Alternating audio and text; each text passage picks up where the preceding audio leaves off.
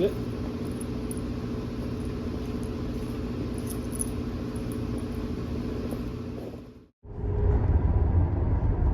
The time is 4:10. The day is Thursday, and I'm driving in my car with 3 guitars. One is a bass, one is a acoustic guitar, and one is a classical guitar. Thursday night at 6 p.m. is a open mic night thing at my local music store, and I've always kind of wanted to perform the classical guitar more so out in public, and tonight I'm gonna put my ass on the line and give it a go. It's a nerve-wracking instrument because everyone is so zeroed in on your sound. Like one little mistake, everyone hears it. But I want to get better, and like the one thing to do as a musician is to play out. Like you can be so good in your basement or your bedroom, but playing out, it's another skill, and I'm ready to fall flat on my face if I have to. But I got the acoustic guitar. It's me and my buddy are gonna be doing a little duo thing. Play some cool 90s stuff like Polly by Nirvana, and we want to do Behind Blue Eyes. And the bass guitar is for my band. I play bass in the band Hammer 47. You should check us out on Spotify. We just dropped their first single, Project 47. Yeah, we're in the process of writing new stuff, coming up with riffs, trying to make them cool.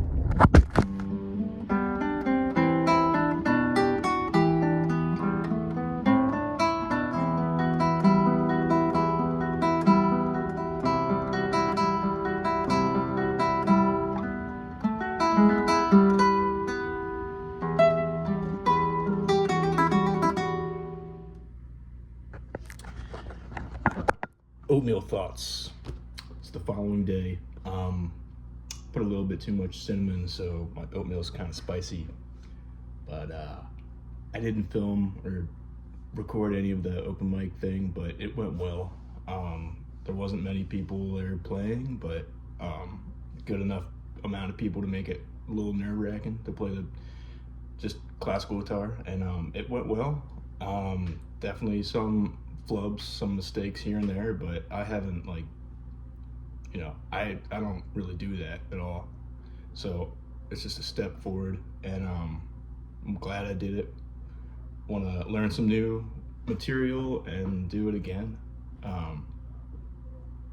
Yeah, it's one thing to play in your basement and one thing to play in front of at least 10 people. I mean, even one person makes it nerve-wracking. So just getting my repetitions in, and just wanting to grow.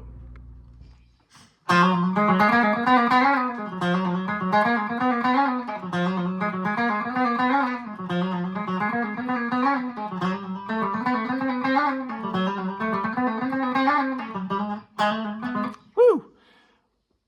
Whoa, great lick to practice. Scatterbrain by Jeff Beck. Super hard. It's good for your left hand, getting the legato going, and cool to get like weird time signatures down. That's in 9/8, and it really works these 2 fingers, at least the way I'm playing it. I don't know if Jeff Beck played it this way. Rest in peace. But look, I mean, you try to lift each finger, and then this one just doesn't do what the other ones do, and it just shows. It's a tricky one to get going fast, and when you're a guitar player, you got to use all 4 fingers. So I'm trying to get that one a lot stronger, so I can maybe get close to these fingers' strength. But yeah, trying to learn. I mean, it's just great for the left hand.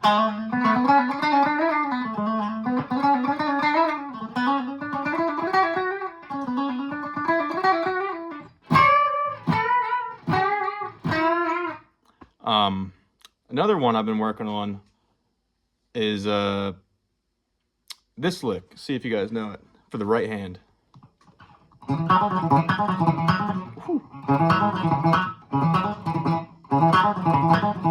See, it's super hard.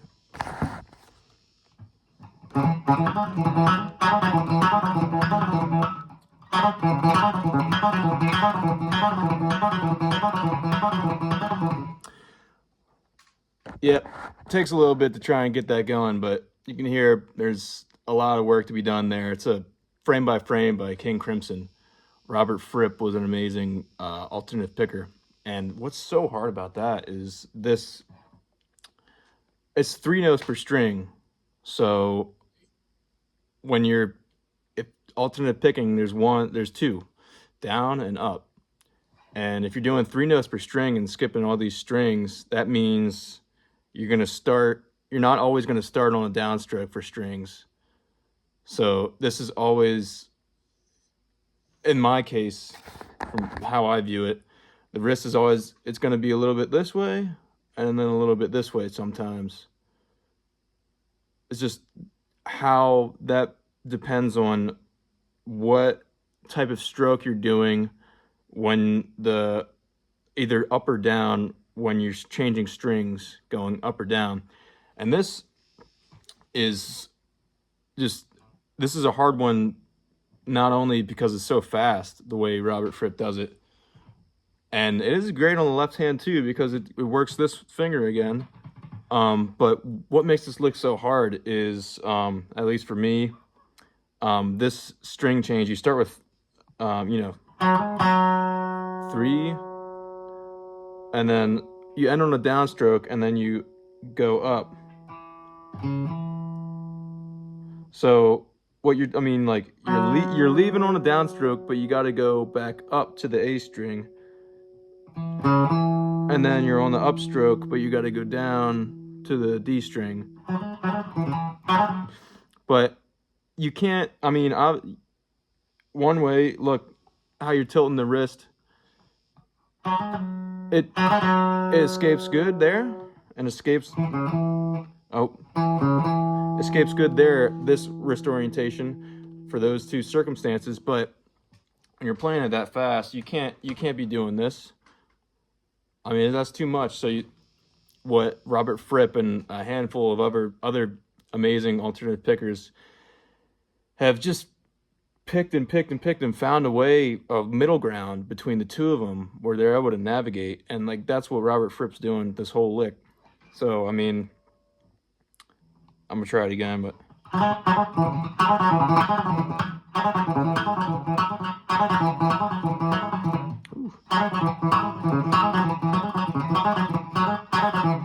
Oh, just as you can see, super hard, needs a lot of work. Just great stuff to work on. That, for me, my whole goal of picking was to get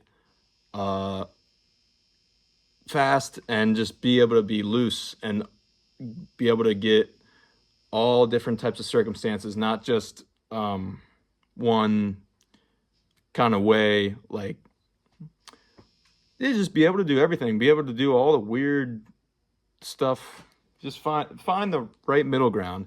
And that comes down to being able to do it while relaxed, because I don't know what it is, whatever gets you like tensed up, or playing in front of people, or just spur of the moment or whatever. But that is just not the way to go for me. It is, right away. But another thing, speaking about practicing, is I need to do a little bit more at the moment is just improv. I got Scatterbrain pulled up. I'm gonna see if I can solo to it. Might suck. We'll see how it goes though.